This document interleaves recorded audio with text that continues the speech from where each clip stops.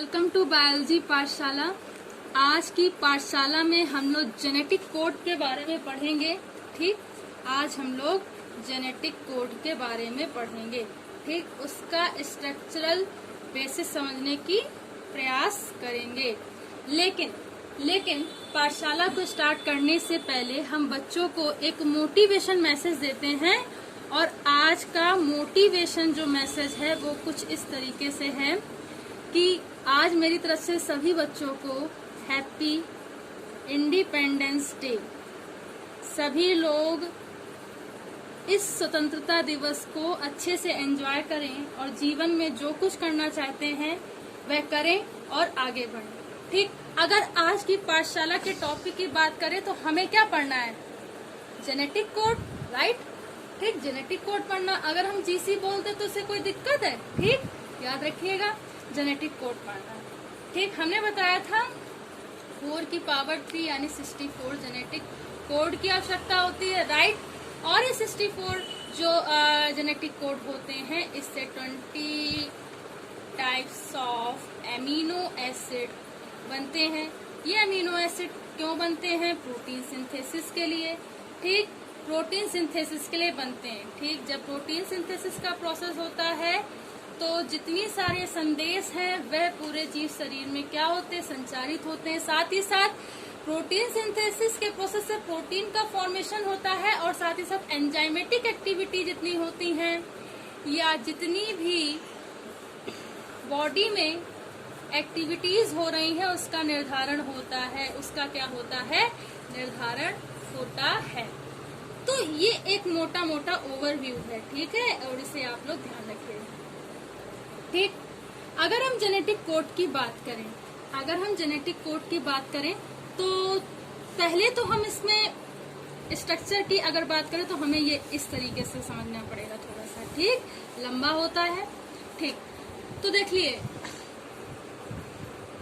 UCAG,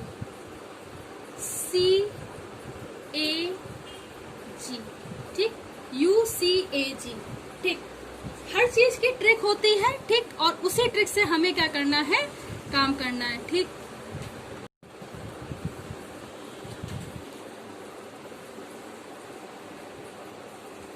अगर आप ऐसे पूरे दिन लिखते रहेंगे तो आपको कभी भी जेनेटिक कोड का ये जो डायग्राम है ये तो नहीं याद होगा। ठीक, इसी तरीके से ये जो UCAG है इसको भी आप 4 बार UCAG। ठीक, ठीक, फिर उसी तरीके से UCAG। ठीक, फिर UCAG। ठीक, 1 2 3 एक बार और बनेगा। ठीक, बड़ा कर लो इसको थोड़ा सा। अभी देखिए आपको पूरा ये UCAG।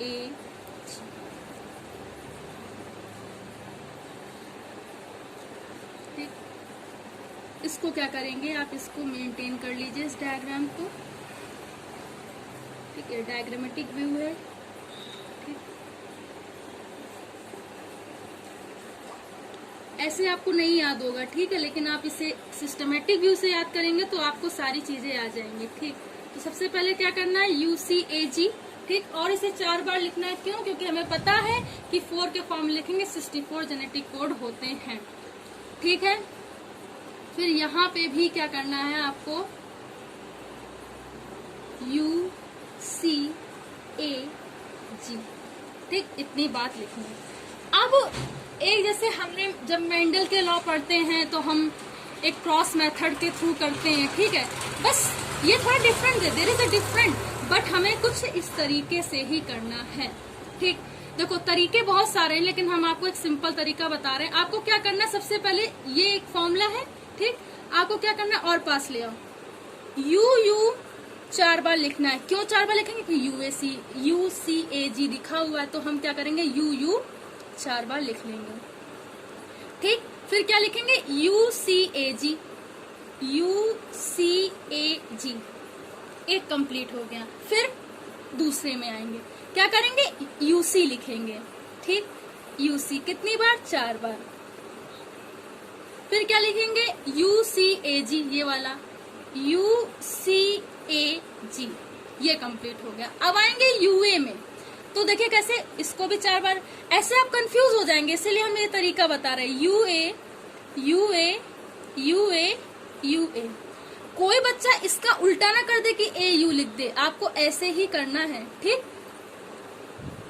देखिए फिर क्या करेंगे, UCAG, ठीक।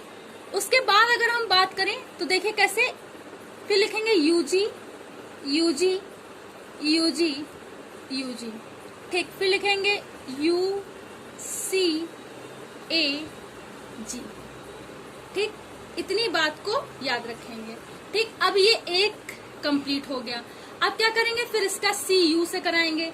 CU 4 बार लिखना है, CU CU CU। फिर क्या लिखेंगे, UCAG UCAG। तो आपको याद करने में कभी दिक्कत नहीं आएगी। फिर आपको क्या लिखना है, CC, देखिए CC कितनी बार, 4 बार। फिर क्या लिखना है, UCAG, ये कंप्लीट हो गया। फिर आप क्या लिखेंगे, CA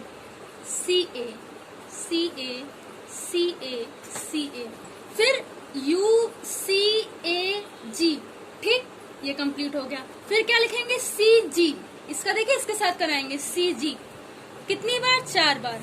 क्यों 4 बार लिखना है, क्योंकि UCAG यहाँ पे है तो इससे हो रहा है, तो UCAG, ठीक। अब ये कंप्लीट हो गया। अब क्या आएंगे, AU, जैसे हमने AU, ठीक, AU 4 बार लिखेंगे। फिर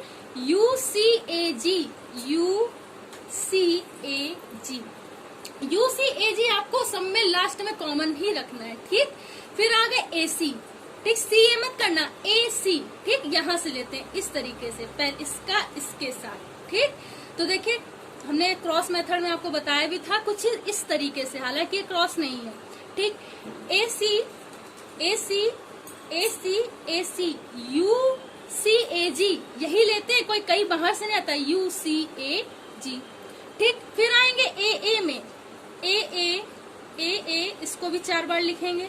तो आपको दिमाग याद नहीं करना पड़ेगा, दिमाग से आप लिख लेंगे। फिर UCAG, ठीक। जब इतना हो गया, फिर उसके बाद आप आएंगे कहाँ पे, AG में, AG लिखा, कितनी बार, 4 बार लिखेंगे, AG। फिर क्या लिखेंगे, UCAG। अब कितने, 3 हो गए हैं, ठीक। अब आपको चौथा पूरा करना है, 64 करने हैं, ठीक, जेनेटिक कोड में। फिर क्या लिखेंगे, GU, क्या लिखेंगे, GU कितनी बार, 4 बार। फिर क्या लिखेंगे, UCAG, ठीक। फिर क्या लिखेंगे, GC, कितनी बार, 4 बार, GC। फिर क्या लिखेंगे, UCAG, ठीक। जेनेटिक कोड पूरे हो रहे हैं। फिर लिखेंगे GA, कितनी बार, 4 बार, GA। फिर क्या लिखेंगे, UCAG। अब लास्ट बचा है, ठीक। तो इसमें तो कोई दिक्कत ही नहीं है, हमें इसका इसके साथ करना है, कोई बच्चा उल्टा ना कर देना, ठीक। इस बात का ध्यान रखना, इसका इसके साथ करना है। क्या लिखेंगे, GG UCAG। This is a structure of 64 codon, which are participating in a protein synthesis or a translation process, or which convert in an enzyme and play a role in a metabolic activity or enzymic activity in the human body or a organism, ठीक। ये जो होता है 64 genetic code होते हैं, protein synthesis के साथ साथ क्या करते हैं, जब प्रोटीन सिंथेसिस होता है तो ये प्रोटीन क्या करते हैं, एंजाइम में कन्वर्ट हो जाते हैं और एंजाइम एक्टिविटी में पार्टिसिपेट करते हैं, मेटाबॉलिक एक्टिविटी में ह्यूमन बॉडी की ऑर्गेनिज्म में पार्टिसिपेट करते हैं। ओके, इसको देख लीजिए एक बार इस तरीके से। चलिए, अब जब इतना हमने समझ लिया, ठीक, कैसे याद रखेंगे, UCAG 4 बार लिखना है, ठीक। UCAG का यहाँ से, फिर कॉमन लगते हो, लास्ट में UCAG लिखना है। पूरा जेनेटिक कोड आपको याद करने की जरूरत नहीं है, दिमाग से करोगे तो पूरा जेनेटिक कोड आप बना लोगे, ठीक। तो this is a genetic code, this is a genetic code. किसके लिए है genetic code? For protein synthesis, we can say that protein synthesis and the formation of amino acid, AA amino acid for we can say that amino acid for protein formation and metabolic activity, ठीक है, in human body या organism, ठीक, ये बात याद रखना, ठीक। चलिए, अब जब हमने जेनेटिक कोड के बारे में समझ लिया, हमने कल की पाठशाला में आपको कुछ बात बताई था। हमने क्या बताया, देखिए अभी भी 4 की पावर 3 64 होते हैं। अब देखिए ये सब बताया मैंने अभी, 20 टाइप्स के amino acid protein synthesis process में काम आते हैं, ठीक। प्रोटीन का फॉर्मेशन होगा और ये प्रोटीन क्या करेंगे, एक थ्योरी हमने बताई थी, आज फिर से बता रही हूँ।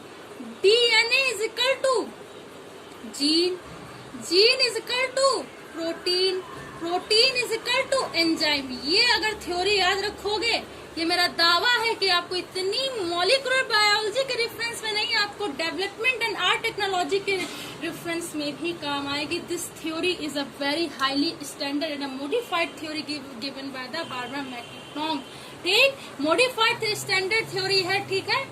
और ये थ्योरी आपको बहुत हेल्प करेगी, तभी यहाँ पर एंजाइमेटिक एक्टिविटी की बात की जाती है। अगर ये थ्योरी नहीं पता है तो आप ये सोचते रह जाएंगे आखिर ये प्रोटीन से एंजाइमिक एक्टिविटी कैसे हुई, तो इस थ्योरी को याद रखना। हमने बताया कि किसी भी प्रोटीन सिंथेसिस के लिए क्या करते हैं, 64 कोडॉन होने चाहिए, राइट। जो 20 टाइप्स ऑफ एमिनो एसिड को क्या करेंगे, कोड करेंगे, किसके लिए करेंगे, प्रोटीन सिंथेसिस के लिए। किसके लिए करेंगे, प्रोटीन सिंथेसिस के लिए। लेकिन इनमें से सिर्फ 61 ही कोडॉन क्या करते हैं, कोड करते हैं, और 3 जो कोडॉन होते हैं वो कोड या नहीं होते हैं, कोडिंग उनकी नहीं होती है, ठीक। जिन्हें हम अगर ये कह दें कि स्टॉप कोडॉन कह दें, स्टॉप कोडॉन्स कहते हैं, ठीक, स्टॉप कोडॉन कह दें, नॉनसेंस कोडॉन कह दें, नॉनसेंस कोडॉन कह दें।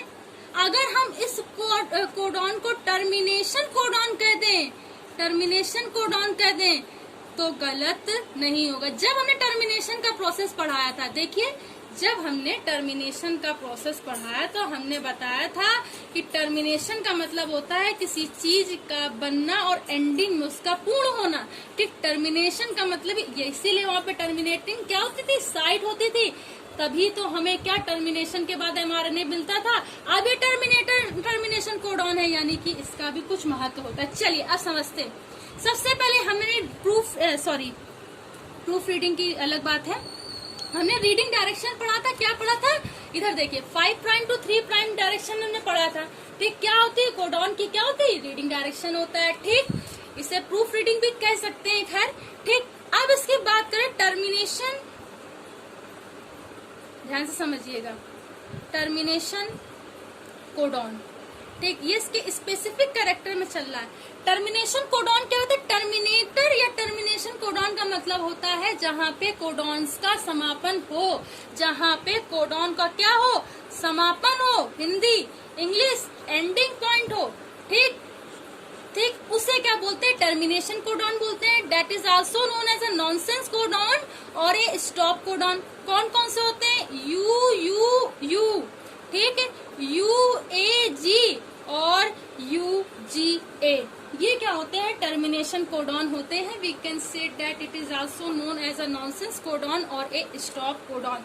तो ये किसी भी प्रकार के एमिनो एसिड के कोडॉन के लिए कोई कोडॉन नहीं बनाते, कोई जेनेटिक कोड नहीं बनाते हैं।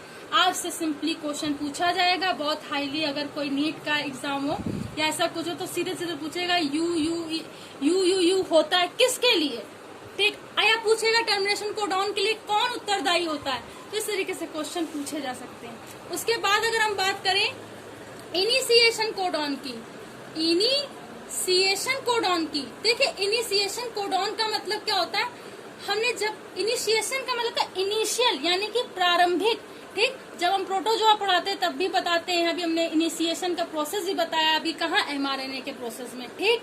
तो इनिशिएशन मतलब प्रारंभ, ऐसे कोडॉन जो जेनेटिक कोडॉन की या प्रोटीन सिंथेसिस के लिए जेनेटिक कोडॉन का क्या करते हैं, प्रारंभ करते हैं या उसको क्या करते हैं, शुभारंभ करते हैं। ऐसे कोडॉन को क्या बोलते हैं, इनिशिएशन कोडॉन बोलते हैं। और ये क्या होता है, अगस्त होता है, ठीक। ये हमने एक फॉर्मूला बताया है AUG, ठीक। AUG आप इसे अगस्त से भी याद कर सकते हैं, ठीक। तो ये क्या होता है, इनिशिएशन कोडॉन होता है, ठीक। याद रखिएगा इसे। आप इसे और भी तरीके से याद कर सकते हैं, UU, ये तो खैर वो सिंपल है, ठीक है। ये इसका थोड़ा सा इंटरचेंज हो जाता है और ये TU होता है, ठीक। आप इसे अच्छे से याद कर सकते हैं, ठीक है। अब आगे बात करें, अगर हम आगे बात करें तो अब जो आएगा वो क्या होगा, यूनिवर्सल कोडॉन। वो क्या होगा, यूनिवर्सल कोडॉन। यूनिवर्सल कोडॉन का मतलब क्या होता है, ऐसा कोडॉन जो सभी क्या कहते हैं, बैक्टीरिया से लेकर ह्यूमन तक क्या होता है, समान होता है और अमीनो एसिड के फॉर्मेशन के लिए जेनेटिक कोड का फॉर्मेशन करता है। तो ऐसा कोडॉन जो सभी बैक्टीरिया से लेकर के ह्यूमन तक सब में एक जैसा या कॉमन होता है, ऐसे कोडॉन को यूनिवर्सल कोडॉन कहते हैं। यूनिवर्सल कोडॉन कहते हैं। अगर हम ये कह लें कि ये प्रोकैरियोटिक प्लस यूकैरियोटिक में क्या होता है, अगर कॉमन होता है तो गलत नहीं होगा। तो ऐसे कोडॉन जो क्या होते हैं, कॉमन बेस में होते हैं, उन्हें क्या बोलते हैं, यूनिवर्सल कोडॉन बोलते हैं। आगे की बात करते हैं, कॉमालेस। देखिए कोडॉन जो होते हैं कॉमालेस होते हैं। अब देखिए जैसे हमने मान लीजिए लिखा, कॉमालेस का मतलब एक तो ट्रिपलेट में होते हैं, ट्रिपलेट देखे UU, UAG, UGA सब ट्रिपलेट फॉर्म में होते हैं, इसलिए इसे ट्रिपलेट कोडॉन कहते हैं। पहली बात तो ये, okay. Trick codon, triplet codon means trick codon. और इसमें क्या होता है, कहीं कॉमनलेस कोडॉन होते हैं, यानी कि यहाँ पे कॉमा नहीं दिखेगा। जैसे हमने एक लिखा UUA, फिर हमने लिखा AUG, फिर हमने लिखा UAG, फिर लिख रहा है UGA। तो कोई भी कोडॉन में देखिए कहाँ किसी में कॉमा नजर आ रहा है। तो दिस इज द फंडामेंटल और स्पेसिफिक कैरेक्टर और a quality of the codon. They have a commaless और they have no type of a comma, ठीक। इस तरीके से इसका फैक्ट होता है। देखिए आप देखिए इसमें कहीं भी किसी में कहीं भी कॉमा नहीं लगा, तो वही बता रहा है कि इसमें कॉमा नहीं होता। तो क्या होता है, देखिए यहाँ पे टर्मिनेशन कोडॉन में क्या होगा कि समापन नहीं होता है, ठीक है। एंडिंग में क्या होता है कि समापन, एंडिंग इसकी होती, ठीक। तो यहाँ पर क्या होता है, जो एंडिंग पॉइंट वाले जितने स्टॉप कोडॉन होते हैं वो किसी भी एमिनो एसिड के फॉर्मेशन में काम नहीं आते। इनिशिएशन में क्या होता है, शुभारंभ होगा, जैसे AUG हो गया। यूनिवर्सल क्या होगा, सभी के लिए कॉमन होगा। और जो कोडॉन्स का जो स्पेसिफिक क्वालिटी होती है, they have no types of a comma that like the UUA and UAG and AUG and UGA. This is a fundamental or a some type of example of the codon or a commaless। मतलब सारे type के जितने भी codon होते हैं उसमें क्या होता है, कॉमा नहीं पाया जाता है। आज की पाठशाला में इतना ही। कल के पाठशाला में हम ट्रांसलेशन के प्रोसेस की बात करेंगे, that is the protein synthesis, the typical protein synthesis process की बात करेंगे, जेनेटिक कोड के रेफरेंस में था, ठीक। तो आज की पाठशाला बच्चों अगर समझ में आई हो तो इसे ज्यादा से ज्यादा बच्चों तक पहुंचाइए, लाइक करिए, शेयर कीजिए, सब्सक्राइब कीजिए। प्रणाम।